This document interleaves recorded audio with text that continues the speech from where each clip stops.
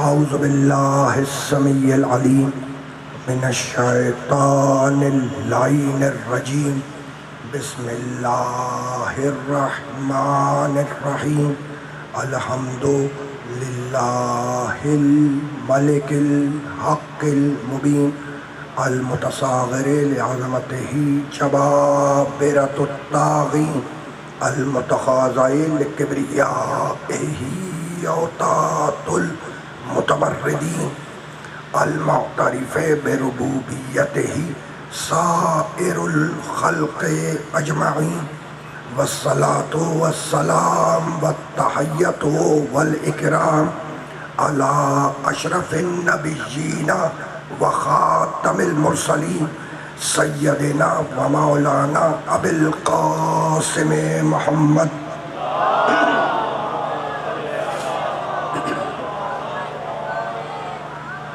وأهل بيته الطيبين الطاهرين المعصومين المظلومين أما بعد فقد قال الله سبحانه وتعالى في محكم كتابه المبين بسم الله الرحمن الرحيم يا أيها الناس إنا خلقناكم من ذكر وأنثى وجعلناكم شعوبا وقبائل لتعارفوا ان اکرمکم عند اللہ اتقاکم ان اللہ علیم خبیر۔ صلوات تیز کرو، تیز، اور تیز کر کے چھوڑ دینا، اس کو چھڑنا نہیں دوبارہ، تیز کرو۔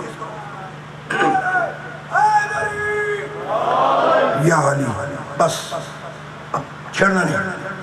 عزیزان محترم، اس مقدس اور محترم مجلس اعزا کے لیے میں نے آپ حضرات کی خدمت میں سرنامہ کلام میں سورہ مبارکہ حجرات کی ایک آیت کی تلاوت کا شرف حاصل کیا۔ سورہ حجرات قرآن مجید کا 49واں سورہ ہے۔ وہ آیت جس کی تلاوت کا شرف حاصل کیا گیا وہ اس سورہ کی 13ویں آیت ہے۔ پروردگار عالم اس آیت مبارکہ میں یہ ارشاد فرما رہا ہے کہ یا ایھا الناس، اے دنیا کے 100% انسانوں، یا ایھا الناس، اے دنیا کے 100% انسانوں، انا خلقناکم من ذکر و انثیٰ، ہم نے تمہیں ایک مرد اور ایک عورت سے پیدا کیا۔ انا خلقناکم من ذکر و انثیٰ وجعلناکم شعوبا و قبائل، اور ہم نے تمہیں قوموں میں اور قبیلوں میں تقسیم کر دیا۔ قوموں اور قبیلوں میں اس لیے تقسیم نہیں کیا کہ ایک قوم والا دوسری قوم والے پر فخر کرے۔ قوموں اور قبیلوں میں اس لیے تقسیم نہیں کیا کہ ایک قبیلے والا دوسرے قبیلے والے پر فخر کرے۔ قوموں اور قبیلوں میں اس لیے تقسیم نہیں کیا کہ امیر غریب پر فخر کرے، گورا کالے پہ فخر کرے۔ قوموں اور قبیلوں میں اس لیے تقسیم کیا لتعارفوا، تاکہ تم ایک دوسرے کو پہچان سکو۔ انا اکرمکم عند اللہ اتقاکم، اور تم میں سب سے زیادہ باعزت اللہ کی نگاہ میں وہ ہے جو صاحب تقوی ہو سب سے زیادہ۔ ان اللہ علیم خبیر، اور اللہ ہی صاحب علم بھی ہے، اللہ ہی صاحب خبر بھی ہے۔ اس آیت کا آغاز ہے خلقت سے، تخلیق سے۔ اے انسانوں، ہم نے تمہیں ایک مرد اور ایک عورت سے خلق کیا، پیدا کیا۔ دیکھیے، وہ اللہ جو علیم بھی ہے، خبیر بھی ہے، اس نے جب پہلی وحی اپنے نبی پر نازل کی، پہلی وحی ہے نا، تو اس میں خلقت کے ساتھ پڑھنے کا بھی تذکرہ کیا، لکھنے کا بھی تذکرہ کیا۔ سورہ علق قرآن مجید کا 96واں سورہ ہے، اور ابتدائی وحی ہے، پہلی وحی ہے جو میرے نبی پر آ رہی ہے۔ ابتدائی 5 آیتیں۔ بسم اللہ الرحمن الرحیم، اقرا بسم ربک الذی خلق، خلق الانسان من علق، اقرا وربک الاکرم الذی علم بالقلم، علم الانسان ما لم یعلم۔ پہلی وحی ہے، پہلی وحی جو میرے نبی پہ نازل ہو رہی ہے، اور اللہ کہہ رہا ہے اقرا بسم ربک الذی خلق، پڑھو حبیب، پڑھو اپنے رب کے نام سے پڑھو جس نے خلق کیا۔ خلق الانسان من علق، اس نے انسان کو جمے ہوئے خون سے پیدا کیا۔ اقرا وربک الاکرم، حبیب پڑھو تمہارا رب بڑا کریم ہے۔ الذی علم بالقلم، یہ اللہ وہ ہے جس نے قلم کے ذریعے تعلیم دی، قلم کے ذریعے تعلیم دی۔ اب ظاہر ہے کہ قلم خود بخود تو تعلیم نہیں دے گا، اگر تم ٹیبل پہ رکھ کر بیٹھ جاؤ اور سمجھو کہ وہ تعلیم دے گا، نہیں، جب تک اس سے لکھو گے نہیں. ٹھیک ہے نا. تو پہلی وحی ہے، اور پہلی وحی میں اللہ اپنے رسول سے کہہ رہا ہے حبیب پڑھو بسم ربک الذی خلق، اپنے رب کے نام سے پڑھو. پہلی وحی اور پہلی دفعہ فرسٹ ٹائم ہے نا، وہ کہہ رہے کہ پڑھو اپنے رب کے نام سے پڑھو. اگر پہلی مرتبہ مجھ سے کوئی کہے فرسٹ ٹائم پہلی دفعہ کہ پڑھو اپنے رب کے نام سے پڑھو، تو میں پلٹ کے یہ سوال کروں گا پہلے یہ تو بتلاؤ کہ میرا رب ہے کون، پھر کہنا کہ رب کے نام سے پڑھو. ٹھیک ہے نا. تو پہلی وحی ہے، پہلی وحی ہے، اور اللہ محمد سے کہہ رہا ہے حبیب پڑھو اپنے رب کے نام سے پڑھو. اور میرا محمد پلٹ کے یہ نہیں پوچھتا کہ میرا رب ہے کون. یعنی نزول قرآن سے پہلے، نزول قرآن سے پہلے بتلا دیا کہ محمد رب کو پہچانتا بھی تھا، مانتا بھی تھا. نزول قرآن سے پہلے میرا محمد رب کو پہچانتا بھی تھا، رب کو مانتا بھی تھا. پہلی وحی ہے. اور کیا کہہ رہا ہے حبیب پڑھو اپنے رب کے نام سے پڑھو. اقرا وربک الاکرم، پھر دو دفعہ کہا پڑھو تمہارا رب بڑا کریم ہے. پھر کہتا ہے الذی علم بالقلم، ہے نا، اس نے قلم کے ذریعے تعلیم دی، لکھنا سکھلایا. تو پہلی وحی میں پڑھنے کا بھی تذکرہ ہے، لکھنے کا بھی تذکرہ ہے. اس کے باوجود فرماتے ہیں کہ نہ لکھنا جانتا تھا نہ پڑھنا جانتا تھا. تو اگر لکھنا پڑھنا نہیں جانتا تھا تو جب قلم مانگ رہا تھا تو دے دیتے. بھیا ایسا ہے یا نہیں؟ تو اس کا مطلب یہ ہے کہ دل میں خوف ہے نا کہ اگر قلم دے دیا تو لکھ دے گا. ایسا ہے یا نہیں؟ اور زبان پہ کیا ہے کہ لکھنا نہیں جانتا پڑھنا نہیں جانتا.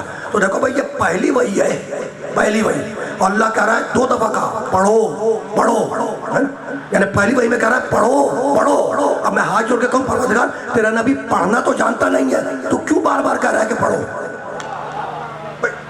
سوچنے والی بات ہے نا. تو اب روکوں گا یہاں پہ، اور بہت زیادہ دیر نہیں روکنا، ایک جملہ حجہ کرنا اور انہی آیت کے سارے سے ہمیں آگے بڑھ جانا ہے نا. تو پہلی وحی میں پڑھنے کا بھی تذکرہ، لکھنے کا بھی تذکرہ ہے نا، پڑھنے کا بھی اور لکھنے کا دونوں چیزوں کا تذکرہ ہے. اس کے باوجود فرماتے ہیں کہ نہ لکھنا جانتا تھا نہ پڑھنا جانتا تھا. تو جنہیں اللہ کی پہلی وحی پر یقین نہ ہو انہیں نبی کی آخری تحریر پر یقین کہاں سے آ جائے گا؟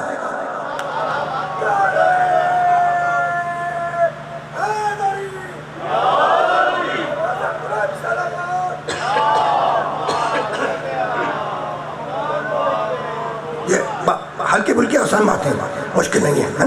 تو اقرا بسم ربک الذی خلق، خلق الانسان من علق. حبیب پڑھو اپنے رب کے نام سے پڑھو. خلق الانسان من علق، اس نے انسان کو علق، اس نے انسان کو جمے ہوئے خون سے پیدا کیا. خلق الانسان من علق، اس نے انسان کو کس سے؟ علق کے معنی جمع ہوا خون، علق کے معنی جمع ہوا خون. اللہ کہہ رہا ہے کہ خلق الانسان من علق، اس نے انسان کو جمے ہوئے علق، علق جمع وہ خون سے پیدا کیا. اس لفظ علق کو ذرا سا دیکھو سورہ مومنون 23واں سورہ قرآن مجید کا، اور اس کی 12ویں 13ویں اور 14ویں آیت ہے نا. لفظ علق دیکھو، بسم اللہ الرحمن الرحیم. یہ بھی خلقت کے اوپر ہے، تمہاری اور ہماری تخلیق پہ بات ہو رہی ہے، پورا پروسیس بیان کر رہا ہے. بسم اللہ الرحمن الرحیم. وَلَقَدْ خَلَقْنَا الْإِنسَانَ مِنْ سُلَالَةٍ مِنْ طِينٍ ثُمَّ جَعَلْنَاهُ نُطْفَةً فِي قَرَارٍ مَكِينٍ ثُمَّ خَلَقْنَا النُّطْفَةَ عَلَقَةً فَخَلَقْنَا الْعَلَقَةَ مُضْغَةً فَخَلَقْنَا الْمُضْغَةَ عِظَامًا فَكَسَوْنَا الْعِظَامَ لَحْمًا ثُمَّ أَنشَأْنَاهُ خَلْقًا آخَرَ فَتَبَارَكَ اللَّهُ أَحْسَنُ الْخَالِقِينَ. اب ان کا ترجمہ بھی سن لو. کیا کہہ رہا ہے؟ وَلَقَدْ خَلَقْنَا الْإِنسَانَ مِنْ سُلَالَةٍ مِنْ طِينٍ، ہم نے انسان کو مٹی کے جوہر سے پیدا کیا. ثم کے معنی پھر، ثم جعلناہ نطفۃ فی قرار مکین، پھر نطفہ بنا کے رہنے مادر میں منتقل کر دیا. ثم خلقنا النطفۃ علقۃ، پھر اس نطفے کو جمع ہوا خون بنایا. فخلقنا العلقۃ مضغۃ، پھر اس جمع ہوا خون کو گوشت کا لوتھڑا بنایا. فخلقنا المضغۃ عظاما، پھر اس گوشت کے لوتھڑے میں ہم نے ہڈیاں اگا دی. فکسونا العظام لحما، عظام کہتے ہیں ہڈیوں کو، پھر ان ہڈیوں کے اوپر ہم نے کھال چڑھا دی. ثم انشأناہ خلقا آخر فتبارک اللہ احسن الخالقین، اور پھر آخر میں ہم نے اس کے اندر روح پھونک دی. تو اتنی نجاستوں سے تمہیں اتنا پاک بنایا، پھر بھی اس کو سجدہ کرنے کو تیار نہیں. یہی تو کمال ہے کہ اتنی نجاستوں سے اللہ نے تمہیں اتنا پاک بنایا، پھر بھی اس کو سجدہ کرنے کو تیار نہیں ہو، ہے نا؟ سورہ نحل میں کہتا ہے خلق الانسان من نطفۃ فاذا هو خصیم مبین. بھائی عجیب ہے یہ انسان، بنا ہے نطفے سے اور ہم سے جھگڑا کر رہا ہے. عجیب کمال کیا ہے نا؟ تو اتنی نجاستوں سے اللہ نے تمہیں اتنا پاک بنایا ہے، پھر بھی اس کو سجدہ کرنے کو تیار نہیں ہے. اچھا تو سجدہ ہے کیا؟ سجدہ آپ بھی کرتے ہیں، ہم بھی کرتے ہیں، سارا عالم اسلام کرتا ہے. سجدہ ہے کیا؟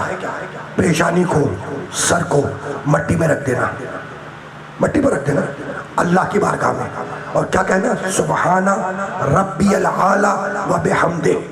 سبحان بنا ہے تسبیح سے. سبحان کس سے بنا ہے؟ تسبیح سے. اور آج کیا ہے؟ شب جمعہ ہے، شب جمعہ لگ گئی. سبحان بنا ہے تسبیح سے. اور سورہ جمعہ کی پہلی آیت میں کہتا ہے بسم اللہ الرحمن الرحیم یسبح للہ ما فی السماوات و ما فی الارض الملک القدوس العزیز الحکیم هو الذی بعث فی الامیین رسولا منہم یتلو علیہم آیاتہ ویزکیہم ویعلمہم الکتاب والحکمہ وان کانوا من قبل لفی ضلال مبین. یہ اچھا ہوا کہ میرے حافظے میں آگے کہ شب جمعہ بھی ہے، تو تبرکاً میں نے سورہ جمعہ کی جو ہے ابتدائی 2 آیتیں پڑھ دی ہے نا. رک جاؤ، یہ میں نے کیا کہا؟ سبحان بنا ہے تسبیح سے، ہے نا. سورہ جمعہ کی پہلی آیت میں کہتا ہے یسبح للہ ما فی السماوات و ما فی الارض الملک القدوس العزیز الحکیم، ہے نا. یسبح للہ، کائنات کا ذرہ ذرہ اللہ کی تسبیح کر رہا ہے. جو کچھ بھی زمین اور آسمان میں وہ سب اللہ کی تسبیح کر رہے ہیں. تسبیح کے معنی کیا ہے؟ تسبیح کے معنی ہے کسی چیز کی بے عیبی کو اعلان کرنا، بیان کرنا. تسبیح کے معنی کسی چیز کی بے عیبی کا اعلان کرنا، بے عیبی کا، بے عیبی یعنی عیب سے پاک ہے، اس کا اعلان کرنا، اناؤنسمنٹ کرنا، ہے نا. تو یہ سبحان بنا ہے تسبیح سے. اب آ جاؤ سجدے کی طرف.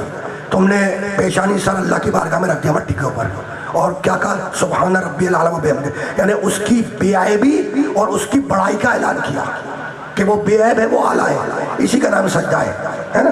کبھی تم نے غور کیا کہ یہ سر جو تم نے مٹی پہ اللہ کی بارگاہ میں رکھ دیے، بارگاہ میں، اس سر میں ہے کیا؟ دیکھو، دیکھنے کی طاقت سر میں، سننے کی طاقت سر میں، چکھنے کی طاقت سر میں، بولنے کی طاقت سر میں، سوچنے کی طاقت سر میں، دیکھنے کی طاقت سر میں. ہر وہ طاقت جو انسان کو انسان بناتی ہے وہ سر میں ہے. ہر وہ طاقت جو انسان کو انسان بنائے وہ سر میں ہے. اور اس سر کو تم نے اللہ کی بارگاہ میں رکھ دیا کہ مالک ان ساری طاقتوں کو تیری نظر کر رہا ہوں. اس کا نام ہے سجدہ. پھر سنو بھائی، ہر وہ قوت جو انسان کو انسان بنائے وہ سر میں ہے. دیکھنے کی قوت سر میں، سننے کی قوت سر میں، بولنے کی قوت سر میں، چبانے کی قوت سر میں، سونگنے کی قوت سر میں، سوچنے کی قوت سر میں. تو ہر وہ قوت جو انسان کو انسان بنائے وہ سر میں ہے. اور اس سر کو تم نے اللہ کی بارگاہ میں رکھ دیا کہ مالک ان ساری نعمتوں کو، ساری قوتوں کو تیری نظر کر رہا ہوں. اس کا نام ہے سجدہ. اور اب میرے نبی نے آواز دی یا علی انت منی بے منزلت راس من الجسد. علی میں جسم ہوں، تو میرا سر ہے.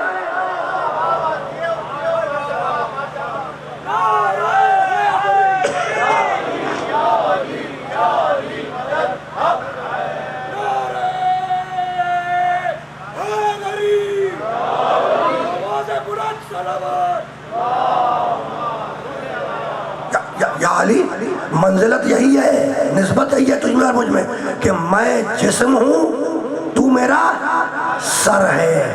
اب سمجھ میں آیا کہ نبی کے دیکھنے کی قوت علی، نبی کے بولنے کی قوت علی، نبی کے کھانے کی قوت علی، نبی کے سننے کی قوت علی، نبی کے سوچنے کی قوت علی. تو اب علی سے پروانہ لے لو ورنہ جہنم میں پھینک دیے جاؤ گے.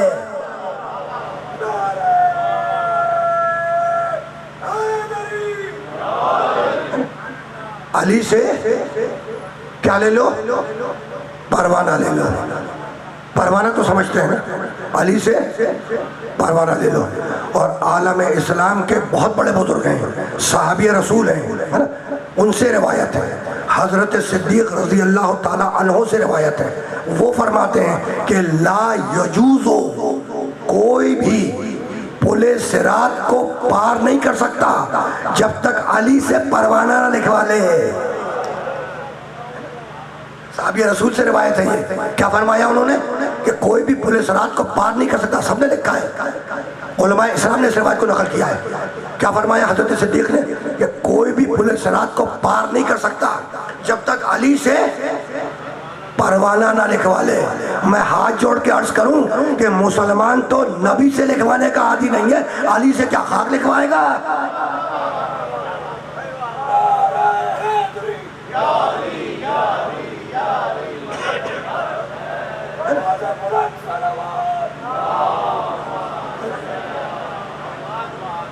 تو الگ کے معنی جمع ہوا خون. وَلَقَدْ خَلَقْنَا الْإِنسَانَ مِنْ سُلَالَةٍ مِنْ طِينٍ ثُمَّ جَعَلْنَاهُ نُطْفَةً فِي قَرَارٍ مَكِينٍ ثُمَّ خَلَقْنَا النُّطْفَةَ عَلَقَةً. الگ کے معنی جمع ہوا خون. تو اب اللہ کیا کہہ رہا ہے سورہ الگ کی آیتوں میں کہ حبیب پڑھو, اپنے رب کے نام سے پڑھو. خلق الانسان من علق, اللہ نے انسان کو جمے ہوئے خون سے پیدا کیا. اور یہ جمے ہوئے خون سے پیدا ہونے والا انسان جب دنیا میں آیا تو جاہل آیا, کمزور آیا. دنیا میں آیا تو جاہل آیا, کمزور آیا. یہ اب تک دعوے ہیں, اب دلیل کے لیے آیتیں سنتے جاؤ. جاہل آیا, کمزور آیا. سورہ نحل میں آواز دی, 16واں سورہ قرآن مجید کا. بسم اللہ الرحمن الرحیم. واللہ اخرجکم من بطون امہاتکم لا تعلمون شیئا وجعل لکم السمع والابصار والافئدۃ لعلکم تشکرون. اللہ نے تمہیں تمہاری ماں کے پیٹ سے اس کیفیت میں باہر نکالا کہ لا تعلمون شیئا, تم ذرہ برابر بھی علم نہیں رکھتے تھے. ذرہ برابر بھی علم نہیں رکھتے تھے. تو دنیا میں آئے تو جاہل آئے. یہ سورہ نحل ہے نا. اور سورہ نساء میں کہتا ہے, 4واں سورہ قرآن مجید کا, خلق الانسان ضعیفا, ہم نے انسان کو کمزور پیدا کیا.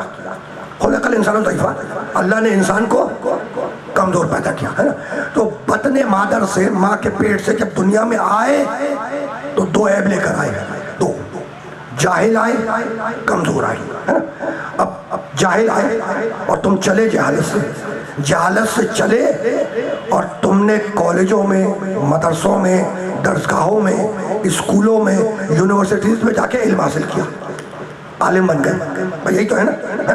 یعنی چلے تھے جہالت سے, کسب علم کیا, عالم بن گئے. اور اتنے بڑے عالم بن گئے کہ تم نے طرح طرح کی چیزیں ایجاد کر لی. تم نے روبوٹ ایجاد کر لیا, تم نے کمپیوٹر ایجاد کر لیا ہے نا. تو جاہل تھے, کسب علم کیا, عالم بن گئے. اور چلے تھے کمزوری سے, خلق الانسان ضعیفا, چلے تھے کمزوری سے, اتنے طاقتور بن گئے کہ تم نے ایٹم بم بنا لیا, تم نے میزائل ایجاد کر لیا, تم نے سورج کی شعاؤں کو اسیر کر لیا, تمہارے قدم چاند پر اتر گئے, تمہارا اسپیس کرافٹ کچھ دنوں پہلے چاند کے ساؤتھ پول پہ بھی اتر گیا ہے نا. تو چلے تھے جہالت سے, بھئی ہم ہو یا آپ, چلے ہیں جہالت سے, کسب علم کے عالم بن گئے. چلے ہیں کمزوری سے, اتنے طاقتور بن گئے کہ ایٹم بم بنا لیا, چاند پہ اتر گئے, سورج کی شعاع کو حاصل کر لیا ہے نا. تو اب ہم ہو یا آپ, چلے ہیں جہالت سے, عالم بن گئے, چلے ہیں کمزوری سے, طاقتور بن گئے. تو اب وہ جو چلا ہی علم سے ہو, اس کے علم کا کمال کیا ہوگا, اور جو چلا ہی طاقت سے ہو, اس کی طاقت کا کمال کیا ہوگا. سوچنے والی بات ہے نا, سوچنے والی بات ہے کہ ہم ہو یا آپ, جہالت سے چلے, کسب علم کیا, کالج یونیورسٹیز مدرسوں سے عالم بن گئے ہے نا, چیزیں ایجاد کر لی. کمزوری سے چلے, اتنے طاقتور بن گئے کہ ایٹم بم بنا لیا, میزائل بنا لیا, ہوائی جہاز ایجاد کر لیا, سمندری جہاز ایجاد کر لیے. تمہاری سمندری جہاز سمندر کا سینہ چیر کر آگے کی طرف بڑھ رہے ہیں. ٹھیک, تو چلے تھے کمزوری سے, طاقتور بن گئے, چلے تھے جہالت سے, عالم بن گئے. تو اب وہ جو چلا ہی علم سے ہو, اس کے علم کا کمال کیا ہوگا, اور چلا ہی طاقت سے ہو تو اس کی طاقت کا کمال کیا ہوگا. تو اب تم پوچھو گے نا کہ وہ کون ہے جو چلا ہی علم سے ہے اور چلا ہی طاقت سے ہے. تو ارے بھائی, اگر علم سے نہ چلا ہوتا تو آغوش محمد میں قرآن نہ پڑھتا, اور اگر طاقت سے نہ چلا ہوتا تو کہوارے میں اجدر کے دورہ کرتا.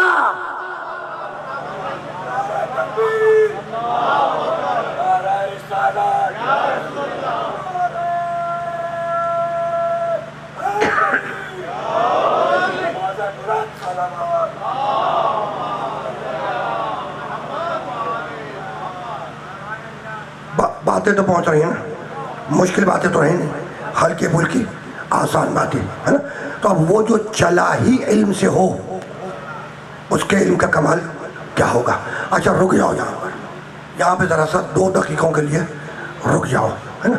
بھائی ہم اور آپ تو چلے ہیں جہالت سے، عالم تو نہیں تھے نا، بطن مادر سے دنیا میں آئے تو جاہل تھے، ٹھیک ہے نا، اور آنے کے بعد علم حاصل کیا، ایسا ہی ہے، ٹھیک ہے نا. اور اللہ قرآن میں کہتا ہے بسم اللہ الرحمن الرحیم یسألونک عن الروح قل الروح من امر ربی وما اوتیتم من العلم الا قلیلا، ہے نا. اللہ کہتا ہے کہ ہم نے تمہیں جو علم دیا ہے تمہیں ہے نا وہ قلیل ہے، وہ تھوڑا علم ہے، قلیل علم ہے نا. تو وہ قلیل علم ہے، تمہیں اور ہمیں جو ملا وہ ہے قلیل علم، تھوڑا علم ہے نا. تو جو تھوڑے علم والا ہے، قلیل علم والا، اس نے روبوٹ بنا لیا، اس نے کمپیوٹر ایجاد کر لیا، اس نے ایٹم بم بنا لیا، اس نے مائکروفون ایجاد کر لیا، اس نے یہ لائٹیں بنا لی، اس نے کیمرہ بنا لیا ہے نا. یہ قلیل علم والا ہے. تو وہ جو کثیر علم والا ہو، بھئی یہ قلیل علم والے کے کمالات ہیں کہ بلب بنا لیا، کیمرہ بنا لیا، مائکروفون بنا لیا وغیرہ وغیرہ. تو اب جو کثیر علم والا ہو، علم کثیر ہے نا، وہ اگر سورج کو پلٹا دے، چاند کو توڑ دے، ستارے کو اتار لے تو اس میں تعجب کیسا.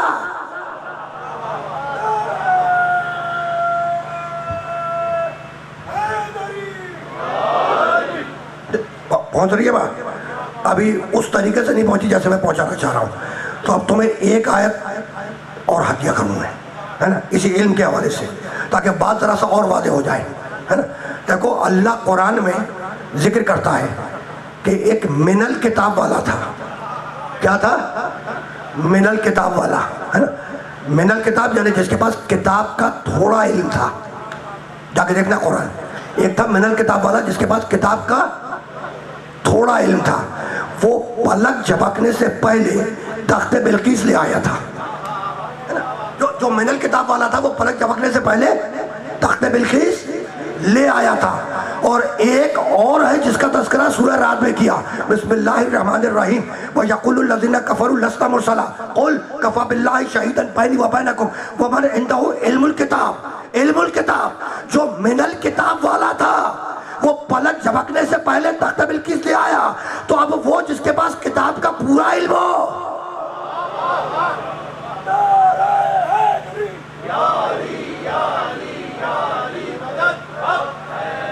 یہ بات پہنچی.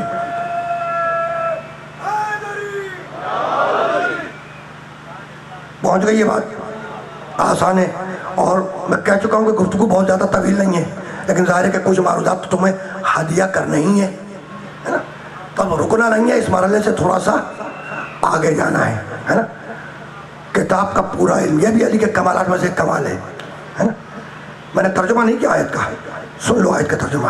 سورہ رات کی آیت ہے وَيَقُولُ الَّذِينَ كَفَرُوا لَسْتَ مُرْسَلًا. یقول کے معنی صیغہ مضارع ہے، صیغہ مضارع جو پریزنٹ اور فیوچر دونوں پہ اپلیکیبل ہوتا ہے. سننا اب ترجمہ. 13ویں سورہ کی آیت ہے وَيَقُولُ الَّذِينَ كَفَرُوا لَسْتَ مُرْسَلًا. کافر کہتے ہیں اور کہتے رہیں گے. یقول ہے صیغہ مضارع جو پریزنٹ اور فیوچر دونوں پہ اپلیکیبل ہوتا ہے. یقول ہے نا صیغہ مضارع. آیت پھر سنو. آیت کریے وَيَقُولُ الَّذِينَ كَفَرُوا لَسْتَ مُرْسَلًا ہے نا. کافر کہتے ہیں اور کہتے رہیں گے لست مرسلہ کہ تو رسول نہیں ہے. قل میرے محمد ان سے کہہ دے کفا باللہ شہیدن بینی و بینکم ومن عنده علم الکتاب. میرے محمد ان سے کہہ دے کہ میری رسالت کی گواہی کے لیے 2 کافی ہیں، ایک اللہ اور دوسرے وہ جس کے پاس کتاب کا پورا علم ہے. ایک اللہ اور دوسرا کون؟ جس کے پاس کتاب کا پورا علم ہے. وَمَنْ عِنْدَهُ عِلْمُ الْكِتَاب، علم الف لام لگا ہوا الکتاب، جس کے پاس کتاب کا پورا علم ہے نا. سورہ رات میں کہہ رہا ہے، سورہ رات میں کہ ایک اللہ گواہ ہے محمد کی رسالت کا، دوسرے وہ جس کے پاس کتاب کا قرآن کا پورا علم ہے. یہ کہا سورہ رات میں ہے نا. اور ابھی قرآن پورا نازل تو ہوا نہیں ہے، ابھی قرآن کا تو نازل ہونا ہے نا. بھائی پورا تو نازل نہیں ہوا، ابھی نازل ہی نہیں ہوا پورا، اس کے باوجود اللہ کہہ رہا ہے کہ کوئی ہے جس کے پاس نزول سے پہلے کتاب کا پورا علم ہے۔ یہی تو سمجھانا ہے کہ بھائی تمہارے بنائے ہوئے اور ہیں، اس کے بھیجے ہوئے اور ہیں۔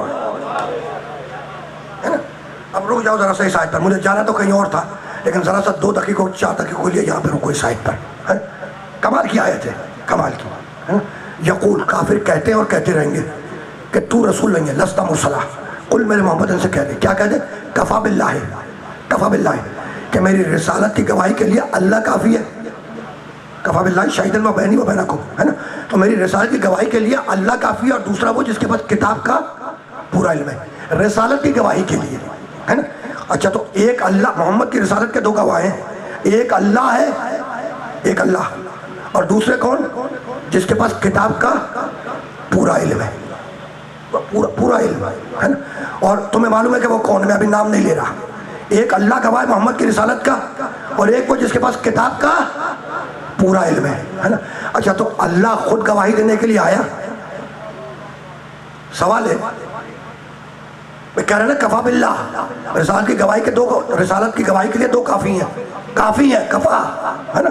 ایک اللہ، دوسرے وہ جس کے پاس کتاب کا پورا علم ہے نا؟ تو ایک گواہ اللہ ہو گیا، اور ایک وہ جس کے پاس کتاب کا پورا علم ہے نا؟ تو اللہ خود آیا گواہی دینے کے لیے؟ سوال ہے،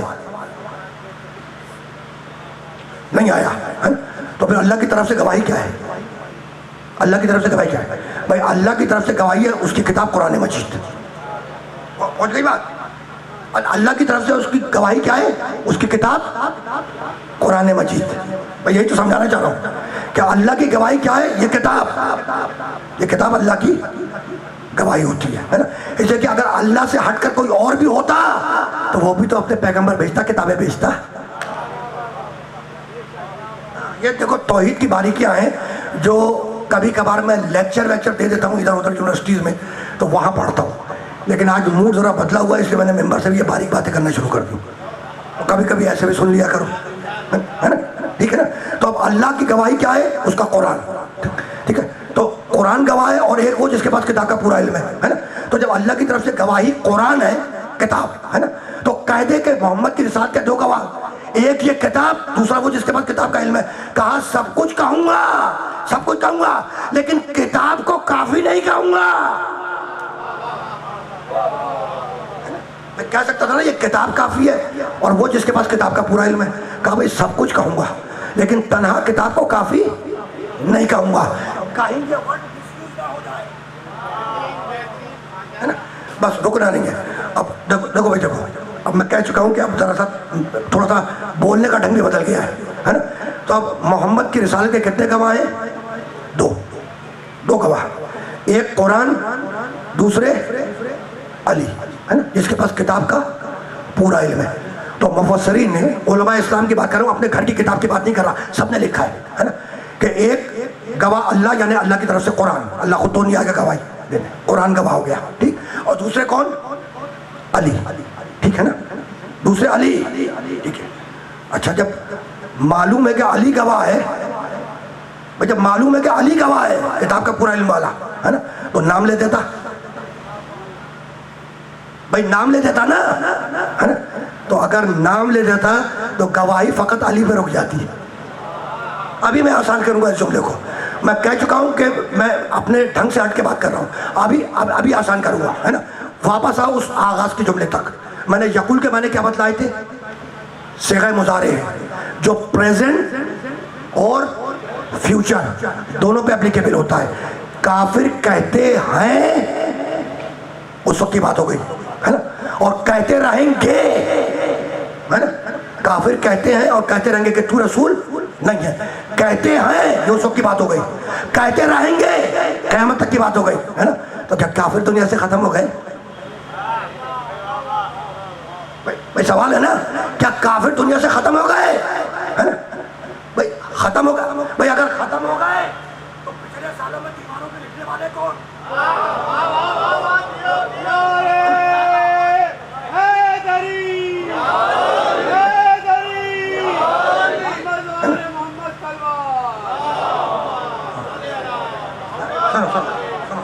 ہے نا، بہت توجہ رکھنا ہے نا.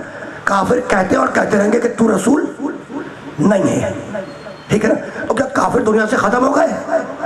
نہیں، ختم نہیں ہوئے. پاکستان سے باہر نکل جاؤ کافر ہیں، یورپ میں چلے جاؤ کافر ہیں، بھائی پوری دنیا میں ہے نا، ایسا تو نہیں ہے کہ نہیں ہے نا. خود اس ملک کے اندر بھی ہے رائج پذیر، بھائی ایسا ہے نہیں ہے نا. نان مسلم تو ہیں نا انکار کرنے والے، ہے نا. لیکن یہ اچھی بات ہے کہ ملک کے اندر غیر مذہب یعنی نان مسلم کو بھی اس کے حقوق پورے ملنے چاہیے، ہے نا. اسے کہ یہ اسلام دین انسانیت ہے، انسانیت کو قتل کرنے والا دین نہیں ہے.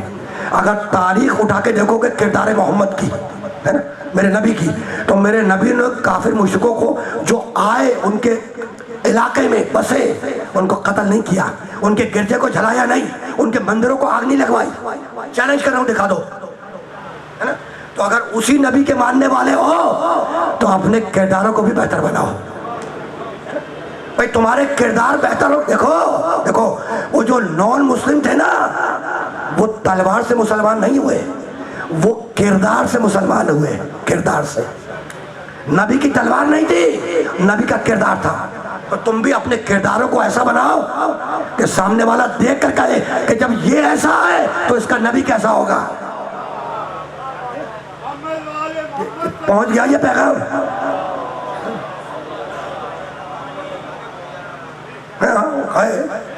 بہت واضح ہے. انہوں نے نیچے سے آواز دی کہ کوچ کی کتاب میں ایک واقعہ بھی تھا کہ نبی گزرتے تھے، ایک بوڑھی عورت روزانہ نبی پہ کچرا پھینکتی تھی، ہے نا. تو نبی نے نہ اس کا گھر جلایا، نہ اس کا مندر جلایا، نہ اس کا گرجا گھر جلایا. تو کردار محمد کے آئینے میں اپنے کردار کو چیک کرو کہ کیا تم اسی نبی کے ماننے والے ہو. بس اب رکنا نہیں ہے. کافر کہتے ہیں، کہتے رہیں گے، ٹھیک. تو اب کافر دنیا سے ختم تو نہیں ہے، کافر تو ہیں دوسرے ممالک میں، ٹھیک. اور آیت کہہ رہی ہے کہ تیری رسالت کے دو گواہ ہیں، ایک قرآن، اللہ یعنی اللہ کی طرف سے کتاب قرآن، دوسرے وہ جس کے پاس کتاب کا پورا علم ہے. نام نہیں لیا، ہے نا، نام نہیں لیا، ٹھیک. اب فرض کرو 1445 ہجری اور 2023، ہے نا، 2023 میں کسی بیرون ملک کے نان مسلم کنٹری کے کورٹ میں، ہے نا، رسول اللہ کی رسالت کو چیلنج کر دیا جائے، ہے نا، رسول اللہ کی رسالت کو چیلنج کر دیا جائے تو تمہیں کم سے کم 2 گواہیاں چاہیے ہوں گی. کم سے کم 2 گواہیاں چاہیے ہوں گی، ہے نا. تو ایک ہو گیا قرآن جو ہر مسلمان ہاتھ میں لے کے پہنچ جائے گا. بھئی ایسا ہے یا نہیں، ہے نا. تو فقط قرآن ایک گواہی تو کافی نہیں ہے نا، گواہ پوری دنیا میں 2 چاہیے، ہے نا. بہت توجہ رکھنا، ٹھیک. تو ایک قرآن اور دوسرے وہ جس کے پاس کتاب کا پورا علم ہے. تو نام نہیں لیا اس سے کہ گواہی کو بدل کے قیامت تک جانا تھا. علی کے بعد حسن، حسن کے بعد حسین، حسین کے بعد زین العابدین، عابدین کے بعد محمد باقر، باقر کے بعد جعفر صادق، اور 12ویں تک یہ گواہی جائے گی. پہنچی بات؟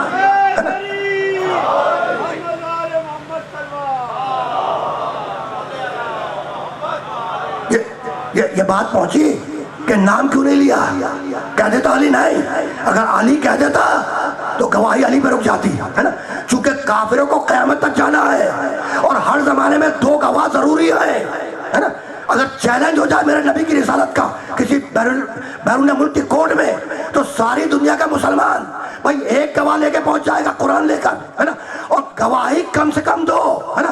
جب دوسری گواہی نہ ملے تو ہمارے پاس آنا، ہم بتائیں گے وہ دوسرا گواہ کون ہے.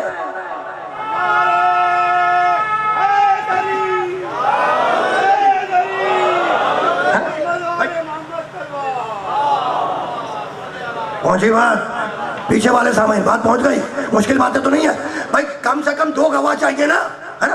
تو ایک گواہ قرآن ساری دنیا کا مسلمان لے کے چلا جائے گا، دوسرا گواہ کہاں سے لاؤ گے؟ تو ہمارے پاس آنا، ہم بتائیں گے.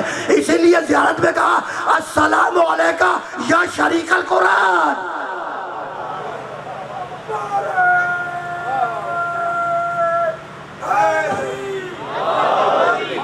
اب سمجھ میں آیا وہ زیارت کا جملہ؟ آپ پڑھوا دے درود، پڑھوا دے درود. تب کیا درود آپ کو؟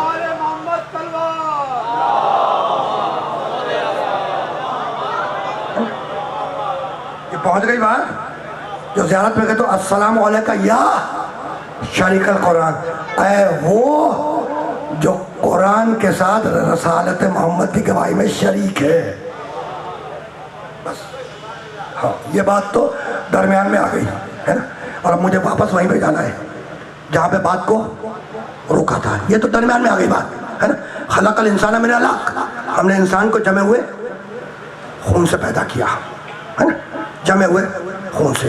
اور سلام کلام کی آیت، یا ایھا الناس، اے دنیا کے 100% انسانوں، انا خلقناکم من ذکر و انثی، ہم نے تمہیں ایک مرد اور ایک عورت سے پیدا کیا ہے نا. ایک مرد اور ایک عورت سے پیدا کیا. یعنی اب میں جملوں کو بدل دوں ہے نا، جملوں کو بدلوں اور بڑی آسانی سے بدل دوں گا. یعنی تم دنیا میں آئے تو دوہرے وسیلے سے آئے. تو تم دنیا میں آئے تو دوہرے وسیلے سے آئے. ماں ہو باپ نہ ہو دنیا میں نہیں آ سکتے، باپ ہو ماں نہ ہو دنیا میں نہیں آ سکتے ہے نا. تو تم آئے دوہرے وسیلے سے. جب دوہرے وسیلے سے آ گئے تو تم نے دیکھا دوہرے وسیلے سے، سنا دوہرے وسیلے سے، سونگا دوہرے وسیلے سے، چبایا دوہرے وسیلے سے، اٹھایا دوہرے وسیلے سے، چلے دوہرے وسیلے سے. تو دنیا میں تو سارے کام دوہرے وسیلے سے کر رہے تھے. تو قیامت میں آنا تو ایک گہرا وسیلہ لے کر نہیں آنا.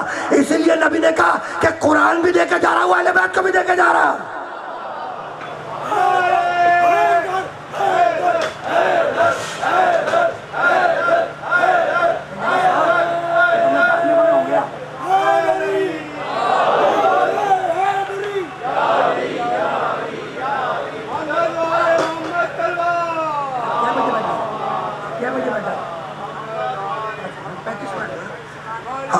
پینتیس دقیقے ہوئے ہیں، 35 دقیقے. کتنے ہوئے؟ 35 کیا دقیقے. دقیقے کا مطلب معلوم ہے؟ دقیقے کا مطلب معلوم ہے تمہیں نہیں معلوم ہوگا، تمہارے بزرگوں کو ضرور معلوم ہوگا. اس لیے کہ وہ تقریباً 60 سال سے زیادہ لفظ دقیقہ کو اسی زبان میں سنتے رہے اس شہر میں. دقیقے کے معنی منٹ ہے نا. 35 دقیقے ہو گئے اور بہت طویل گفتگو تو ہے نہیں، لیکن ابھی 12 15 20 دقیقے تو اور میں لوں گا. 50 منٹ تک تو جانے دو گے نا مجھے؟ 50 منٹ تک ہے نا. بس چلتے رہو آرام سے ہے نا. تو سارے کام دوہرے وسیلے سے کر رہے تھے ہے نا، سارے کام دوہرے وسیلے سے. تو اب جب قیامت میں آنا تو ایک گہرا وسیلہ لے کر نہیں آنا. اس لیے نبی نے کہا کہ 2 چیزیں چھوڑ کے جا رہا ہوں ہے نا. اور مشہور و معروف روایت ہے، مستند ترین روایت ہے، برادران اہل سنت نے بھی نقل کی، برادران تشیع نے بھی نقل کی ہے نا. روایت کیا ہے؟ سب کو یاد ہوگی. رسول نے کہا انی تارک فیکم الثقلین، کتاب اللہ و عترتی اہل بیتی ہے نا. انی، میں، تارک چھوڑ کے جا رہا ہوں، فیکم تم میں، ثقلین 2 برابر کی وزنی چیزیں ہے نا. ایک لفظ میں نے الگ کر دیا. کتاب اللہ ہے و عترتی اہل بیتی، اللہ کی کتاب قرآن اور اپنے اہل بیت. ٹھیک ہے نا، بہت توجہ رکھنا. اور پھر سنو رسول کیا کہہ رہے ہیں؟ انی، میں، تارکن چھوڑ کے جا رہا ہوں. تو رسول کہہ رہے ہیں انی، میں، تارکن چھوڑ کے جا رہا ہوں. کس کو؟ کتاب اور اہل بیت کو. انی تارکن، تارکن کے معنی چھوڑ کے جانا. قرآن کی آیت یاد آئی، اللہ کہنے لگا انی جاعلن فی الارض خلیفہ. انی جاعلن، اللہ کہہ رہا ہے میں بنانے والا ہوں زمین پہ خلیفہ ہے نا. انی جاعلن فی الارض خلیفہ، میں زمین پہ خلیفہ بنانے والا ہوں. ٹھیک. رسول کہہ رہے ہیں انی تارکن، میں چھوڑ کے جا رہا ہوں. بھائی انی تارکن، رسول کہہ رہے ہیں انی تارکن، میں چھوڑ کر جا رہا ہوں. اور اللہ کہہ رہا ہے انی جاعلن، میں زمین پہ خلیفہ بنا رہا ہوں. رسول کہہ رہے ہیں کہ میں چھوڑ کے جا رہا ہوں، اللہ کہہ رہا ہے کہ میں زمین پہ خلیفہ بنا رہا ہوں. تو یا رسول اللہ آپ بھی بنا کے جائیے، یہ چھوڑ کے کیوں جا رہے ہیں؟ کہا بھائی بنانے کا کام اللہ کا ہے، میرا کام ہے چھوڑ کے جانا. تو جس کام کا اختیار نبی کے پاس نہ ہو اس کا اختیار آپ کے پاس کہاں سے آ گیا؟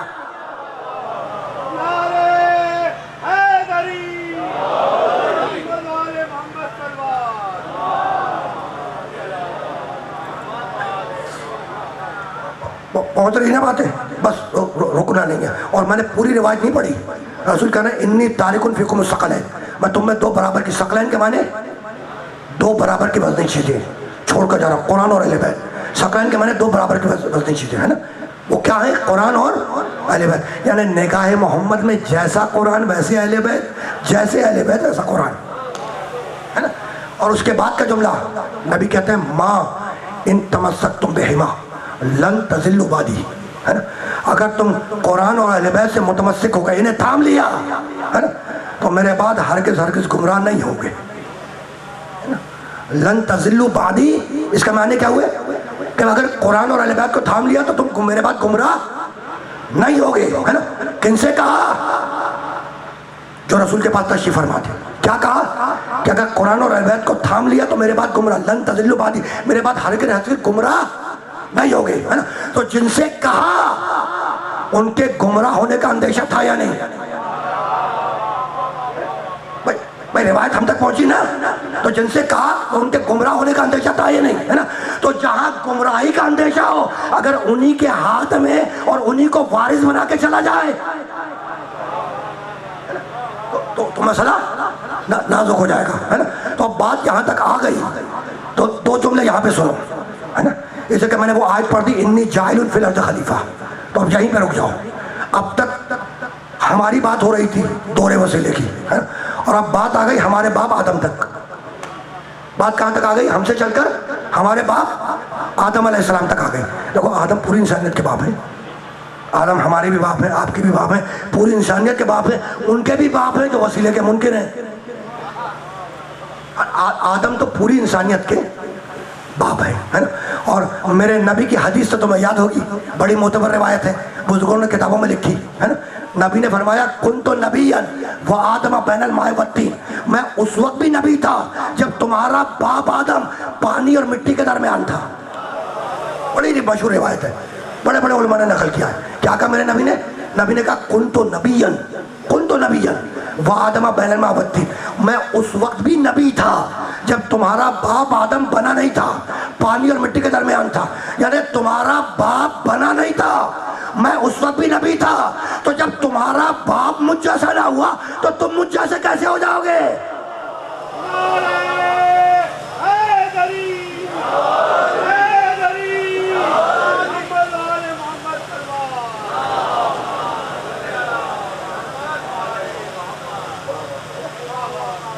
ہے تو ایسا ہی، ہے تو ایسا ہی، اور اب رکنا نہیں ہے، اس مرحلے پر رکنا نہیں ہے۔ انی جاعل فی الارض خلیفہ، اناؤنسمنٹ کیا اللہ نے کہ میں زمین پر ایک خلیفہ بنانے والا ہوں۔ ادھر اللہ نے اناؤنسمنٹ کیا، ادھر فرشتے کہنے لگے قالوا اتجعل فیہا من یفسد فیہا ویسفک الدماء ونحن نسبح بحمدک ونقدس لک۔ پروردگار اسے خلیفہ بنائے گا جو زمین پہ خوریزی کرے گا، جو زمین پہ فساد برپا کرے گا، جو زمین پہ دہشت گردی کرے گا، ہے نا۔ وَنَحْنُ نُسَبِّحُ بِحَمْدِكَ وَنُقَدِّسُ لَكَ، پروردگار بٹوین دا بریکٹ ڈیمانڈ یہ، مالک ہم تیری تسبیح کرتے ہیں، ہم تیری تقدیس کرتے ہیں، ہم تیری عبادت کرتے ہیں، تو ہمیں خلیفہ بنا۔ ہم قالوا اتجعل فیہا من یفسد فیہا ویسفک الدماء، مالک اسے خلیفہ بنائے گا جو زمین پہ خوریزی کرے گا، قتل و غارت گری کرے گا، ہم عبادت کرتے ہیں تیری تسبیح و تقدیس کرتے ہیں، ہمیں خلافت دے، ہمیں خلیفہ بنا۔ بڑے بھولے تھے فرشتے، سمجھ رہے تھے کہ خلافت عبادت پہ ملا کرتی ہے۔ بھائی سمجھ رہے تھے کہ خلافت عبادت پہ ملا کرتی ہے، بھائی ہے تو ایسا ہی نا، ہے نا۔ اچھا رکو ذرا سا اس آیت پہ رکو، کیا کہہ رہا ہے قرآن میں؟ پروردگار کیا کہتا ہے؟ یعنی فرشتوں کا قول نقل کر رہا ہے۔ قالوا، وہ کہنے لگے قالوا اتجعل فیہا من یفسد فیہا ویسفک الدماء، مالک اسے خلیفہ بنائے گا، اسے جو زمین پر خوریزی کرے گا، جو زمین پر قتل و غارت گری کرے گا، ہے نا۔ بھائی کمال ہو گیا، ابھی تو آدم بنے نہیں، جناب حوا سے شادی ہوئی نہیں، حابیل اور قابیل پیدا ہوئے نہیں، قابیل نے حابیل کو قتل کیا نہیں، ہے نا۔ بھائی جب قابیل حابیل کو قتل کرے گا تو قتل و غارت گری خوریزی سامنے آئے گی، ہے نا۔ تو ابھی تو آدم بنے نہیں، جناب حوا سے شادی نہیں ہوئی، قابیل نے حابیل کو قتل نہیں کیا، پیدا نہیں ہوئے، ہے نا۔ اور فرشتوں نے پہلے ہی دیکھ لیا، فرشتوں نے اس غیب کو پہلے ہی دیکھ لیا کہ زمین پہ خوریزی ہونے والی ہے۔ تو اگر فرشتوں کے پاس علم غیب ہو سکتا ہے تو فرشتے جن کا جھولا جھولائیں،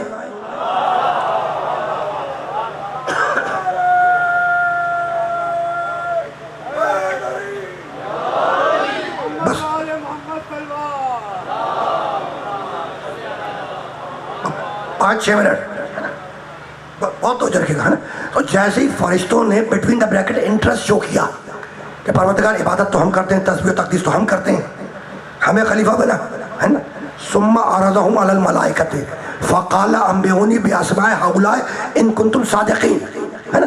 جب فرشتوں نے انٹرسٹ ظاہر کیا کہ ہمیں خلافت دے, ہے نا, تو اللہ کہنے کا فرشتوں تم خلافت میں انٹرسٹڈ ہو, خلافت چاہتے ہو؟ بھائی بٹوین دا بریکٹ یہی ڈیمانڈ ہے نا, تم خلافت چاہتے ہو؟ تو کہنے لگا فقال انبئونی باسماء هؤلاء, فرشتوں اگر تم اپنے دعوے میں سچے ہو, اگر خلافت میں انٹرسٹڈ ہو تو ذرا ہؤلاء کے نام تو بتلاؤ. اگر تم خلافت میں انٹرسٹڈ ہو تو ذرا ہؤلاء کے ہؤلاء ان کے نام بتلاؤ. میں نے ہؤلاء کا ترجمہ نہیں کیا ہے. ثم عرضهم على الملائکۃ فقال انبئونی باسماء, اسماء کہتے ہیں اسم کی جمع, ہؤلاء, ہے نا. اگر اپنے دعوے میں سچے ہو, خلافت میں انٹرسٹڈ ہو, تو کیا کرو, ہؤلاء کے نام بتلاؤ. ہؤلاء ٹوپی کو نہیں کہتے, ہؤلاء شیروانی کو بھی نہیں کہتے, ہؤلاء لوٹے کو بھی نہیں کہتے, ہؤلاء جو کندھے پہ چادر ڈالی جاتی ہے اس کو بھی نہیں کہتے, ہؤلاء ڈولفن فش کو بھی نہیں کہتے, ہے نا. ہؤلاء کہتے ہیں لوگوں کو. ہؤلاء کسے کہتے ہیں؟ لوگوں کو. نہیں پہنچی بات. ہؤلاء کسے کہتے ہیں؟ لوگوں کو. ابھی پہنچاتا ہوں. ہؤلاء, ہؤلاء چادر سیدہ میں پنجتن آئے اور ادھر اللہ نے آواز دی, انی ما خلقت السماء مبنیۃ ولا ارضا مبنیۃ ولا قمرا منیرا ولا شمسا مضیۃ ولا فلکا یدور ولا بحر یجری ولا فلک یسری الا فی محبت ہؤلاء الخمسۃ الذین اوتیتم الکتاب.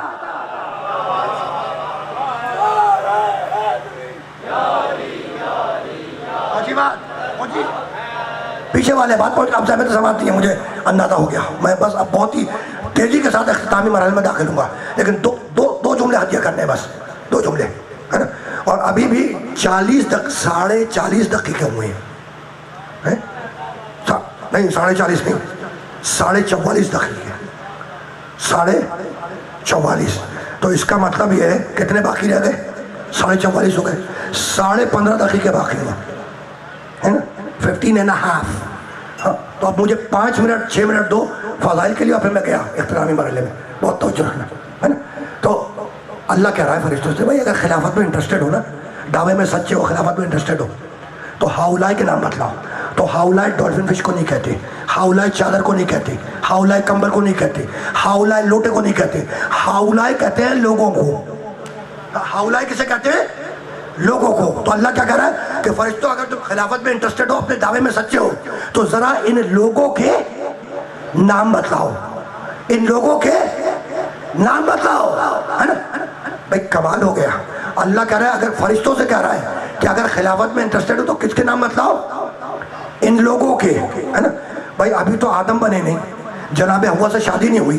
جب آدم بنیں گے, حوا سے شادی ہوگی, تو نسل آگے بڑھے گی, اولاد آئے گی, لوگ آئیں گے, ہے نا. یعنی ابھی تو نہ لائف ہے نہ وائف. یہ لوگ کہاں سے آ گئے بھائی؟ ابھی تو نہ لائف ہے نہ وائف, یہ لوگ کہاں سے آ گئے, ہے نا. تو اس کا مطلب یہ ہے کہ آدم کی خلقت سے پہلے کچھ لوگ ہیں. اس کا مطلب یہ ہے کہ آدم کی خلقت سے پہلے کچھ لوگ ہیں. کون ہیں وہ لوگ مجھے نہیں معلوم, لیکن مجھے یہ معلوم ہے کہ فرشتے اگر ان کے نام بتلا دیں تو خلافت لے جائیں, تو جن کے نام فرشتوں کو خلافت بانٹے, کیا وہ آپ کے پاس آئیں گے خلافت لینے؟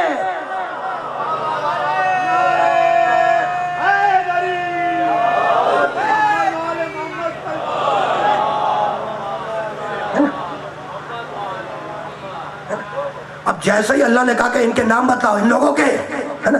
جانتے ہو فرشتوں نے کیا کہا؟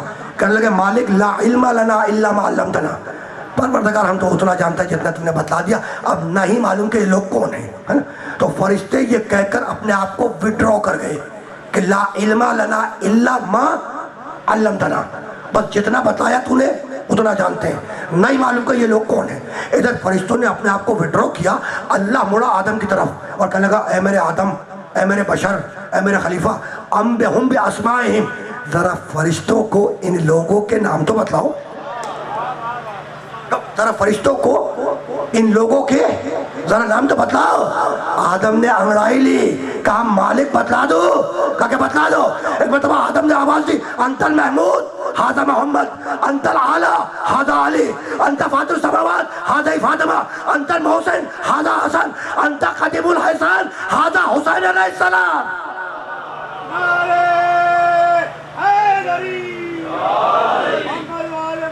ایسا ہی ہے.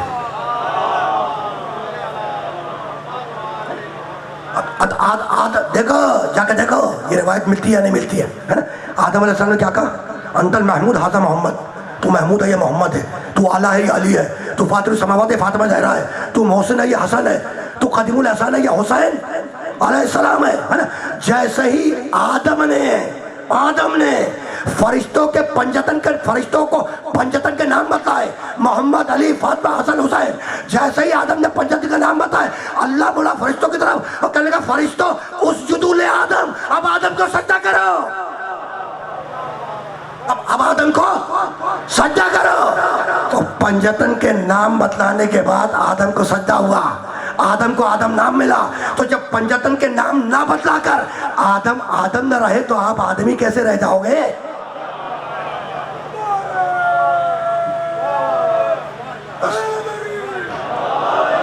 بس گفتگو اس مرحلے پر اختتام پذیر ہو گئی, اس سے زیادہ کچھ نہیں کرنا.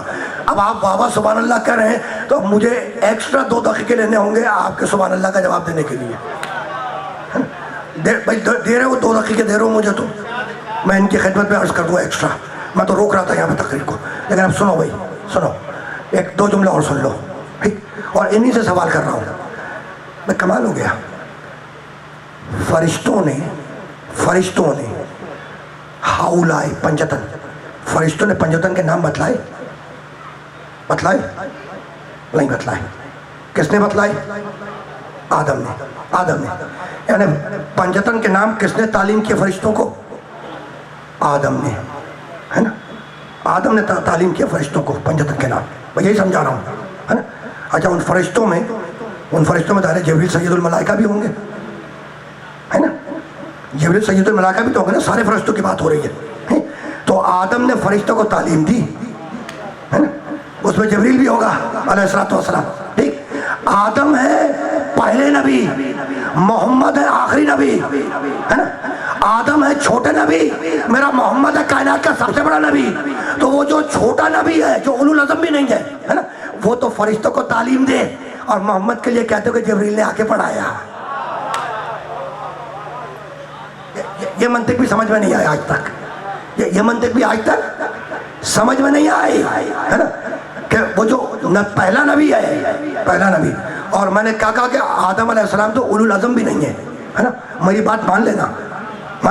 اس لیے کہ اللہ قرآن میں کہتا ہے سورہ شورى میں, شرع لکم من الدین ما وصی بہ نوحا والذی اوحینا الیک وما وصینا بہ ابراہیم وموسیٰ وعیسیٰ ان اقیموا الدین ولا تتفرقوا فیہ. ہم نے دین میں کچھ شریعتیں معین کی جس کی وصیت نوح سے کی, اور وہی شریعت وہی کے ذریعے محمد تجھے دی, اور وہی شریعت ابراہیم کو دی, موسیٰ کو دی, عیسیٰ کو دی. تو شریعتوں کا آغاز حضرت نوح سے. پہلے صاحب شریعت نبی نوح, پھر ابراہیم, پھر موسیٰ, پھر عیسیٰ, پھر خاتم النبیین, ہے نا. تو وہ جو 5 اولو العزم صاحب شریعت ہیں ان میں آدم علیہ السلام نہیں ہے. بس بات مکمل ہو گئی. اب آخری سوال آپ سے لوں اور جواب سنو. سوال میں کروں, جواب آپ دیں, ہے نا. آخری, اور یہیں پہ بات رک گئی. اب اس سے زیادہ زحمت سماعت نہیں ہے. فرشتوں نے نام پنجتن کے بتلائے نہیں بتلائے. پنجتن کے نام کس نے بتلائے؟ حضرت آدم نے, ہے نا. محمد, علی, فاطمہ, حسن, حسین, یہ پنجتن کے نام کس نے بتلائے؟ حضرت آدم علیہ السلام نے. فرشتوں نے نام نہیں بتلائے. ٹھیک ہے نا. آیت ہے قرآن کی, کل نفس ذائقۃ الموت, ہر نفس کو موت کا ذائقہ چکھنا ہے. ہم بھی دنیا سے جائیں گے, آپ بھی جائیں گے, بچے کا تو کوئی نہیں, ہے نا. لیکن دعا یہی ہے کہ اللہ خوش عقیدے پہ اٹھا لے, عقیدے میں تزلزل نہ پیدا ہو, ہاں اچھے عقیدے پہ لے کے جائے, ہے نا. علی کرتا ہوا لے کے جائے اسی عقیدے پہ, ہے نا. یعنی خدا نہ کرے کہ تقصیرانہ مزاج آئے دماغ میں، خدا نہ کرے، اس سے پہلے اٹھا لے اللہ. اپنے لیے تو میں یہ دعا کرتا ہوں، جو باپ دادا کا عقیدہ تھا نا، جو ساری زندگی ذکر علی، ذکر محمد، ذکر اللہ کرتے رہے، وہ اسی کو اٹھا لے، ہے نا. تقصیر والا معاملہ نہ ہو. ٹھیک، تو مرنا تو سب کو ہے، آپ بھی جائیں گے، میں بھی جاؤں گا، ہے نا. اب فرض کرو مر گیا مسلمان دنیا سے گزر گیا، ہے نا. اچھا اب فرض کرو میرا انتقال ہو گیا، مر گیا میں، ہے نا. مرنا تو ہے سب کو، میں تمہاری مثال کیوں اپنی اوپر رکھ لیتا ہوں، ہے نا. میں مر گیا، جب میں مر گیا تو تم مجھے لے کے چلے قبرستان، ہے نا. قبرستان میں لے کر آئے، قبر کھودی ہوئی تھی، تم نے مجھے اتارا، تلقین پڑھی، قبلہ رخ کیا، وغیرہ وغیرہ، جو احکام شریعت تھے وہ تم نے پورے کیے، اور تم دفنا کے گئے، ہے نا. تم گئے، فرشتے آئے، بھئی تم گئے، فرشتے آئے، اور فرشتے قبر میں آ کے یہ نہیں پوچھیں گے، ہے نا، کہ نگراں حکومت کا وزیر اعلیٰ کون ہے، نہیں پوچھیں گے، یہ سب نہیں پوچھیں گے بھائی، ہے نا. کسی کے چیز کے بارے میں نہیں پوچھیں گے، کچھ نہیں پوچھیں گے، ہے نا. فرشتے جانتے ہو کیا پوچھیں گے قبر میں؟ فرشتے پوچھیں گے من ربو کا، تیرا رب کون ہے، من ربو کا، تیرا رب کون ہے. اس نے کہا من ربو کا، تیرا رب کون ہے؟ میں نے کہا اللہ. کہنے لگا من نبیوں کا، تیرا نبی کون؟ میں نے کہا محمد رسول اللہ. کہنے لگا کتاب کون سی؟ میں نے کہا قرآن مجید. کہنے لگا من اماموں کا، تیرا امام کون؟ میں نے کہا پہلا علی، دوسرا حسن، تیسرا حسین، چوتھا زین العابدین، پانچواں محمد باقر، چھٹا جعفر صادق، ساتواں موسیٰ کاظم، آٹھواں علی رضا. یہ کہہ رہا تھا کہ ایک فرشتہ دوسرے فرشتے سے یہ کہتے ہوئے اٹھ گیا کہ بھائی اس سے کیا پوچھ رہے ہو، یہ تو آدم والا کیس ہے.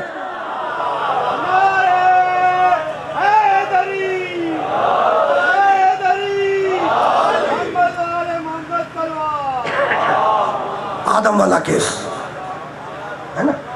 بس گفتگو اس مرحلے پر اختتام پذیر ہو گئی، ہے نا. اللہ فقط آدم کا خالق نہیں ہے، اولاد آدم کا خالق نہیں ہے، کائنات کے ذرے ذرے کا خالق ہے، کائنات کے ذرے ذرے کا خالق ہے. اسی لیے تو کہتا ہے هو اللہ الخالق، سورہ حشر، هو اللہ الخالق الباری المصور لہ الاسماء الحسنی. وہ اللہ ہے، خالق ہے، باری ہے، عدم سے وجود میں لانے والا ہے، المصور تصویر بنانے والا ہے. اللہ کیا ہے؟ المصور تصویر بنانے والا ہے. پھر کہنے لگا هو الذی یصورکم فی الارحام کیف یشاء. یہ اللہ وہ ہے جو تمہاری ماں کے پیٹ میں تمہاری تصویریں بناتا ہے. اور پھر تیسرے مقام پہ کہا صورکم فاحسن صورکم. اللہ نے تمہاری تصویر بنائی، فاحسن صورکم، اور جو بہترین ممکن تھی وہ تصویر بنائی، ہے نا. تو اللہ کون ہے؟ تصویر بنانے والا. تم دعا تو مانگ سکتے ہو، پروردگار مجھے بیٹا دے دے، مالک بیٹیاں دے دے، بیٹے دے دے، ہے نا، مالک اولاد دے دے. دعا تو مانگ سکتے ہو، لیکن یہ تو دعا کوئی نہیں مانگتا نا کہ پروردگار اس کی پیشانی کشادہ ہو، ناک ستونی ہو، آنکھیں بڑی بڑی ہو. نہیں، تم اولاد کی دعا مانگتے ہو، ہے نا، لیکن یہ نہیں کہتے کہ پیشانی بڑی ہو، ناک لمبی ہو، قد لمبا ہو. نہیں نا. کیوں؟ اس لیے کہ تصویر ماں کے پیٹ میں بنانے والا ہے اللہ. تو تصویر ماں کے پیٹ میں کون بناتا ہے؟ اللہ. کیفا یشا، جیسی جی میں آتا ہے ویسی بناتا ہے. اب خدا معلوم کہ اللہ نے علی اکبر میں کیا دیکھا کہ محمد کی شبیہ بنا دیا.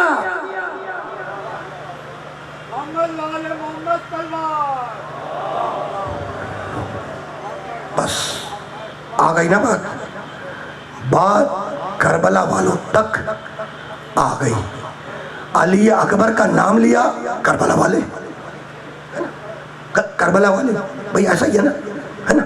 اچھا تمہیں یاد ہوگا کہ 28 رجب کو پورے گھرانے کو لے کے نکلے تھے اسے، اکیلے نہیں نکلے تھے. اگر جنگ کی نیت سے نکلے ہوتے تو جنگ میں آدمی اپنے گھر کی خواتین کو لے کے نہیں جاتا ہے. آئے 2 محرم کو والد کربلا ہوئے، عصر عاشور کو شہید ہو گئے. شام غریبہ آئیں، شام غریبہ آئیں، اسباب لوٹا گیا. وہ بیبیاں جن کے سروں سے چادریں کھینچی گئیں وہ ہمارے آخری نبی محمد مصطفیٰ کی نواسیاں تھیں. فقط ان کے سروں سے چادریں نہیں کھینچی گئیں، ان بیبیوں کے ہاتھوں میں، نبی زادیوں کے، نبی کی بیٹیاں، نبی کی نواسیاں، ان کے ہاتھوں میں رسیاں بھی باندھی گئیں، ہے نا؟ اچھا فقط رسیاں نہیں باندھی گئیں، انہیں قیدی بنا کر نامحرموں کے مجمع سے گزارا گیا، کوفے اور شام کے بازاروں سے گزارا گیا، اور خاموشی کے ساتھ نہیں گزارا گیا، منادی آواز دے رہا تھا کہ یہ محمد مصطفیٰ صلی اللہ علیہ وآلہ وسلم کی نواسیاں ہیں، یہ فاطمہ زہرا کی بیٹیاں ہیں، ہے نا؟ تو اب گریے کو روک کر اس بات کو اپنے ذہن میں رکھ لینا کہ اس دنیا میں قید ہو جانا کوئی نئی بات نہیں ہے نا، اور اس دنیا میں قتل ہو جانا کوئی نئی بات نہیں ہے، لیکن یہ نئی بات ہے کہ مسلمان جس نبی کا کلمہ پڑھ رہے تھے ان کی بیٹیوں کو دربار میں لے کے آ گئے،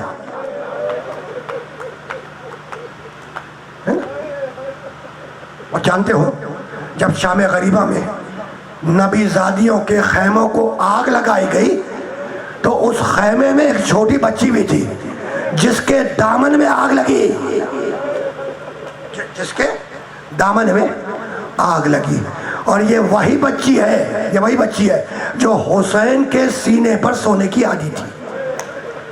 اس بچی کو اس وقت تک نیند نہیں آتی تھی جب تک اس کا بابا حسین اسے سینے میں لٹا کر لوریاں نہ سنا دے، اور وہ لوریاں بھی مقتل کی کتابوں میں موجود ہیں۔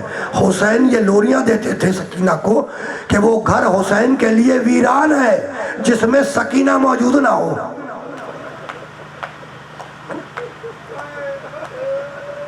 یہی بچی ہے جسے ابو الفضل عباس گود میں لے کر حسین کے پاس پہنچے، ہے نا؟ اور جیسے ہی حسین کی نگاہ پڑی عباس اور سکینہ پر تو ایک جملہ عباس سے کہا، ایک سکینہ سے۔ عباس سے کہنے لگے بھیا عباس میں سمجھ گیا کہ تم سکینہ کو کیوں لائے ہو، جاؤ میں نے تمہیں پانی لانے کی اجازت دی۔ مڑے حسین سکینہ کی طرف اور رو کے کہنے لگے بیٹی سکینہ آج تو چچا کو اجازت دلوا رہی ہے، کل جب ظالم راہ کوفہ اور شام میں تجھے تماچے ماریں گے، تجھے تازیانے ماریں گے تو چچا کو یاد کر کے بہت روئے گی۔ مقتل لکھتا ہے کہ جب بھی شمر تازیانہ لے کر ہاتھ آگے بڑھتا سکینہ پکار کے کہتی کہ چچا بات میری مدد کو آؤ۔ اجرکم اللہ آ گئی نا بات کربلا والوں تک آ گئی۔ دیکھو 11 محرم کو شہیدوں کے سر نو کے نیزہ پر بلند کیے گئے، ہے نا؟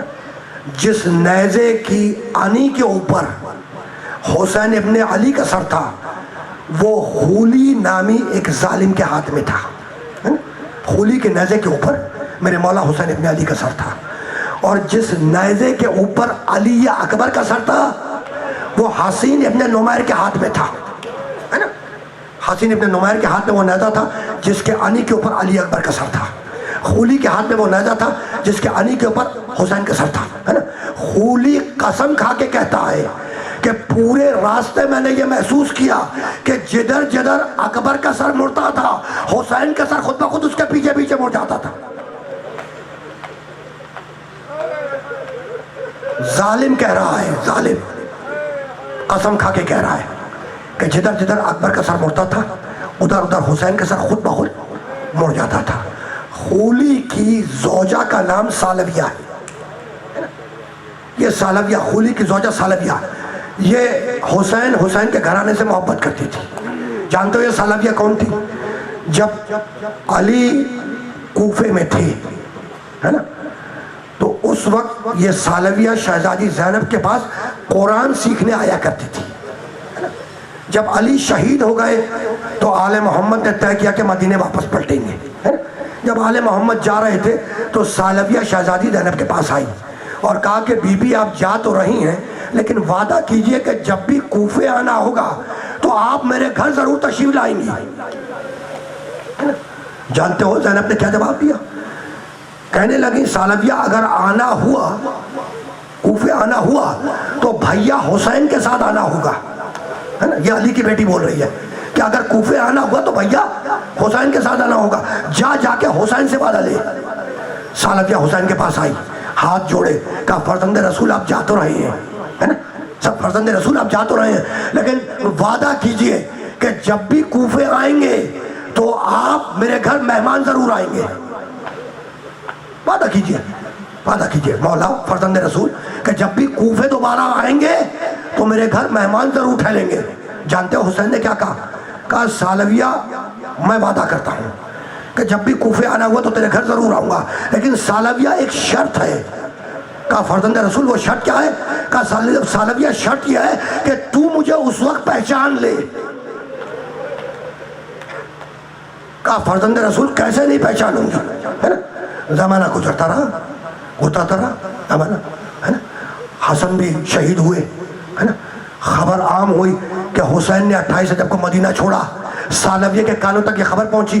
اس نے حساب لگایا کہ اگر فلاں تاریخ کو حسین مدینے سے چلے ہیں تو حسین کو 13 یا 14 محرم کو کوفے میں ہونا چاہیے. 13 محرم یا 14 محرم کی شام تھی جب خولی میرے حسین کا سر بالوں سے تھامے ہوئے لے کر آیا اپنے گھر کے دروازے پر. زیارت کو روک دینا، جب میں اشارہ کروں گا تب برآمد کرنا. مجھے 2-3 جملے کی زحمت دے دو، ہے نا، 2-3 جملے. ٹھیک. حسین کا سر بالوں سے پکڑا ہوا تھا اور گھر کے دروازے پہ پہنچا. تمہیں وہ امام زمانہ کی زیارت الہیہ کا جملہ یاد آیا؟ السلام علی الخد الطریب، سلام ہو اس رخسارے پر جو ہمیشہ مٹی پہ رکھا گیا. یہ کون سا رخسارہ ہے جو مٹی پہ رکھا گیا؟ تو مقتل لکھتا ہے کہ حسین کے سر کو بالوں سے پکڑ کے اٹھاتے تھے اور جدھر جی جاتا تھا مٹی پہ رکھ دیتے تھے. اب قولی کے ہاتھ میں حسین کا سر ہے، لے کے دروازے پہ پہنچا، دستک دی. سالویہ نے دروازہ کھولا، زوجہ نے، ہے نا، صورت دیکھی. کہا میں جنگ جیت کر آ گیا. بے اختیار سالویہ کے زبان سے نکلا خدا تجھ پہ لعنت کرے. ہے نا. دیکھو سالویہ کو نہیں معلوم کہ کس سے جنگ لڑنے گیا اور کس سے جنگ لڑ کے جیت کے آیا، کچھ نہیں معلوم، ہے نا. بے اختیار سالویہ نے کہا خدا تجھ پر لعنت کرے، جب سے تو گیا ہے میں خواب میں خون کے دریا دیکھ رہی ہوں، ہے نا.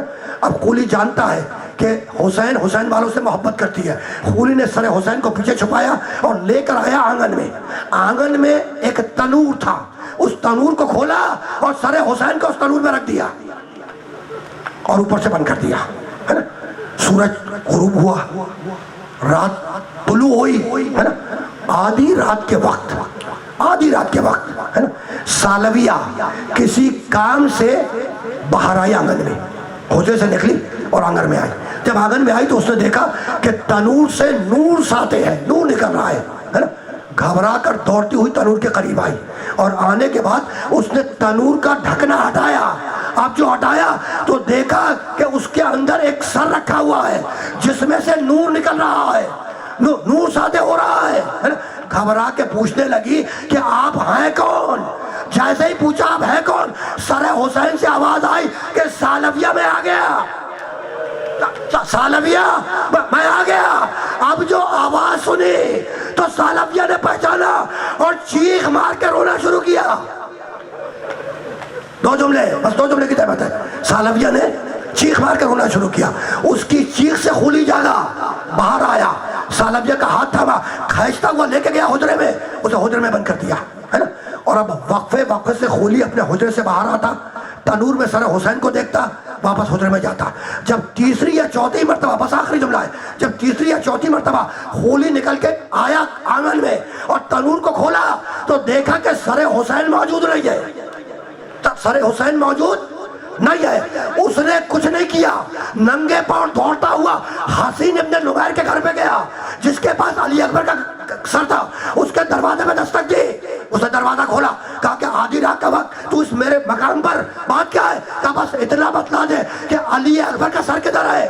کہا فلاں گوشے میں رکھا ہے. کہا لے کے چل. اس نے ہاتھ تھاما، کھینچتا ہوا اس حجرے میں لے کے آیا. اب جو نگاہ پڑی تو دیکھا کہ حسین کا سر اکبر کے رخسارے میں رکھا ہوا ہے. آخری جملہ، کتنی محبت تھی حسین کو اکبر سے، کتنی محبت تھی، ہے نا.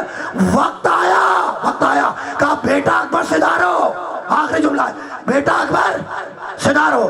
جب اکبر جا رہا تھا نا، میرا مولا اکبر، ہے نا، تو پکار کے حسین نے کہا بیٹا اکبر تمہیں تو معلوم ہے نا کہ تمہیں پالا ہے تمہاری پھوپھی زینب نے. تو پھوپھی سے اجازت لینا مت بھولنا. یہ تقریر کا آخری جملہ ہے نا. اکبر، علی اکبر شہزادی زینب کے خیمے کی طرف چلا ہے نا.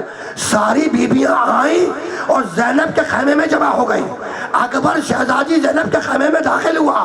بیویوں نے اکبر کو گھیر لیا اور گھیرنے کے بعد بالوں کو کھولا، ہاتھوں کو بلند کیا اور بیویاں رو کے کہنے لگی اکبر ارحم علی غربتنی، ہماری غربت پر رحم کھاؤ. آخری جملہ، اکبر ہماری غربت پر رحم کھاؤ. شہزادی زینب نے اکبر کو سر سے پاؤں تک دیکھا، سر سے پاؤں تک، اور پکار کے کہنے لگی اکبر بیٹا اکبر، کیا اسی دن کے لیے تجھے میں نے پالا تھا؟ کیا اسی دن کے لیے تجھے پالا تھا؟ لیکن اکبر جب بھیا حسین نے اجازت دے دی تو میں کون ہوتی ہوں روکنے والی؟ اکبر جاؤ، رنگ کو سدھارو. راوی کہتا ہے، آخری جملہ، راوی کہتا ہے کہ جب اکبر خیمے سے باہر نکلنا چاہتے تھے تو خیمے کا پردہ 18 مرتبہ اٹھا اور 18 مرتبہ گرا. جب بھی اکبر قدم باہر نکالنا چاہتے تھے تو کوئی دامن پکڑ کے کھینچتا تھا. آزاداروں نام نہیں لکھا، لیکن اگر کوئی بڑا ہوتا تو اکبر کو شانے سے روکتا. یہ چھوٹی بہن سکینہ تھی جو اکبر کا دامن تھامتی تھی اور رو کے کہتی تھی کہ بھیا اکبر مجھے اکیلا چھوڑ کے نہ جا.